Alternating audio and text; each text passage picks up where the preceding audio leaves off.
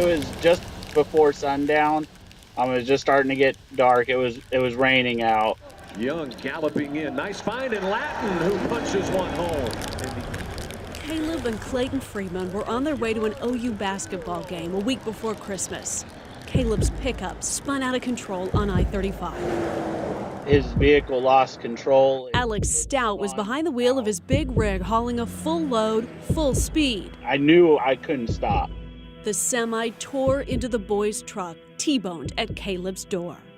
I thought he was dead. There's 3 marks right there, and that's where it was. Brad Frakes pulled Clayton from the passenger seat, the younger brother unscathed. I didn't know what was happening. I was scared. I didn't know really what to think. A first glimpse at the toll of impact. Caleb was unconscious, racked by the force of the collision. His brain scrambled inside his skull. The phone rang and I saw Caleb's name, and so I answered it, and then there was this man on the other end, very frantic. And that, I'll never forget that. Brad had also been on his way to the OU game that night. He stopped to help, called the boy's parents, and tried to disguise the panic in his own voice. I seen Caleb that night. I seen what kind of condition he was in. A nurse really pulled me to the side, and I said, I need you to level with me. I said, tell me, you just gotta tell me the truth. And she said, sir, we need a miracle.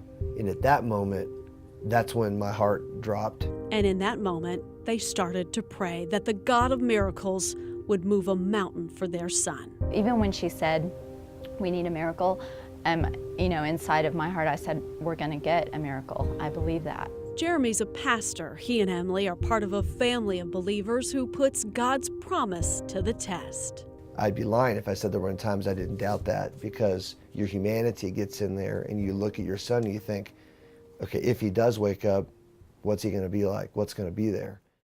And for weeks, Caleb didn't wake up. He laid in the ICU, comatose, paralyzed, wavering between life and death. You see, his brain had been so rattled by the impact of the wreck, it had stopped running his body. 90% of patients with this type of traumatic brain injury never wake up. A month after the crash, air ambulance flew Caleb to Denver's Craig Hospital for specialized treatment. And so the Freemans decided Denver, Colorado is where Caleb would have the best chance at healing. They moved Caleb and they moved their entire family. Caleb has 5 brothers and sisters, and they all came. They moved from Newcastle, Oklahoma to stand with Big Brother and help him heal. I'd do anything to be with Caleb and be with my family, so it was the best decision for Caleb. I'll go. No hesitation. Healing is slow and uncertain. A full month had passed at Craig without any significant improvement. And so their army of prayer warriors got louder. And Caleb woke up. The family said, but God. Shake your head, yes. Then, a sign Caleb was in there. And the family said, but God. As long as he has the will, there's going to be a way. Nearly 3 months after the crash, still speechless, Caleb wrote his own name. And they said, but God. So that was kind of the first day that I really started to think, this is going to change a lot. And then the floodgates opened, and he started to speak. Through it all, the Freemans found comfort and community on Facebook. Their page, Pray for Caleb, grew to 50,000 followers. Friends and strangers faithfully praying for their son. Dear Heavenly Father, we come to you tonight. That's one of the heroes from the night of the wreck, Brad Frakes. He recommitted his life to Christ because of Caleb, stepping out in faith to pray before a crowd of people a few weeks ago. I pray for the safety of the fighters. I pray for the safety of everyone's trip on the way home. Today is what day? Wednesday, April 11, 2018. Yep, back at Craig Hospital now, Caleb is rebuilding the areas of his brain devoted to communication. That mess of neurons severed in the wreck, rerouting around broken pathways and firing once again. Caleb is unique in that he's making a lot of progress very quickly. The same thing is happening in the gym, where Clayton and Brittany, Audrey, little Luke and Addie come every day. Once things started clicking, it's like they haven't stopped clicking. So it's amazing to see the progress that he's making and how God is working in his life. He has climbed a mountain, and yet somehow Caleb's gaining momentum going uphill. He's so motivated and he works so hard. And we say, do you want to stop or are you tired? And he's like, I'm tired, but I'm not going to stop, going. you know? Yeah. So Supernatural determination. Caleb believes his strength is not his own. It's only God and no one else. All the healing is because of Him, and all the progress too is because of God. And He's been with me through it all. Without Him, I wouldn't be alive.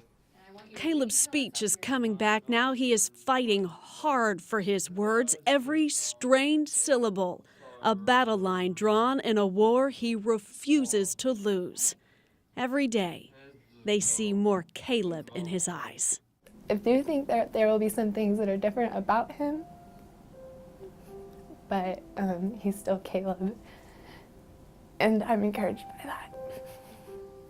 Encouragement that stretches the globe. Everyone's got their eye on this kid, watching faith conquer fear. Hey, buddy. When Brad Frakes pulled over that night, he had no idea his journey might take him to Craig Hospital in Denver. Wow. Did you drive all the way up here? Yeah, we did. He drove 9 hours from Purcell, Oklahoma to surprise Caleb and his family. A witness to the horror of that night, he wanted to see the wonder of healing as well. I gotta hug this guy because I've never met him. All For a second. all I I remember know. is your voice on the other line of the phone, man. I actually do remember you. Oh, That night. he said thank you for driving all the Thank way. you for driving all the way here. You're welcome, Caleb. He wanted to meet the young man so steady in his conviction, softening hearts around the world. Would you change anything about that day that the wreck happened? No, I wouldn't change anything because it's a God's plan, and I would never change that. For years, Caleb Freeman has been sharing his heart, his faith, a talented distance runner known for spreading the gospel on the trails. And while his circumstances are profoundly changed, his purpose is not. Allie Meyer, Oklahoma's News 4.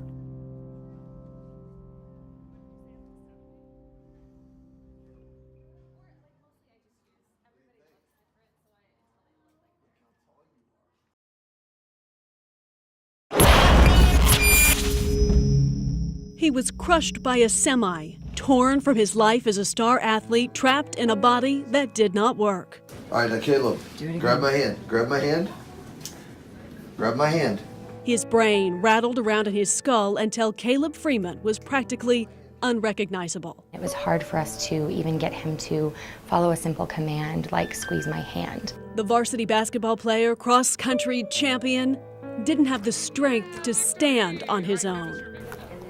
Good job, Caleb. All right, get Brittany again. Let's go down the line. Surrounded by therapists trained in traumatic brain injury, supported by a global prayer team, Caleb started to heal.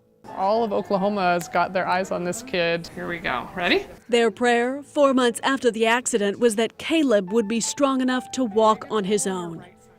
It's been 9 months since the crash. Caleb Freeman is now walking the halls at Newcastle High School. It's been amazing, like literally amazing. I thought my smile would never come back, but here it is. It's back. He was in a wheelchair a month ago, now walking with some assistance. What do you think about having a personal assistant, Caleb? I like it. You guys get along okay? Yeah, me and Kyle are like bros. Glad you said something nice about me today. Kyle Crosley helps navigate crowded halls and take notes in class, but Caleb is doing the work on his own. My uncle Jordan played for the Chicago Bulls. The same kid who couldn't count a few months ago is now studying 11th grade material, Algebra 2, U.S. history, and biology, and he's keeping up.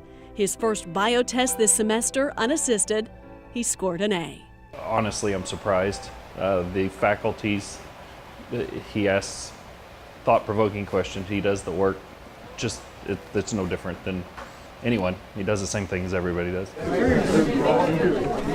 This small town of Newcastle has welcomed Caleb back like a true celebrity. What's up, bro?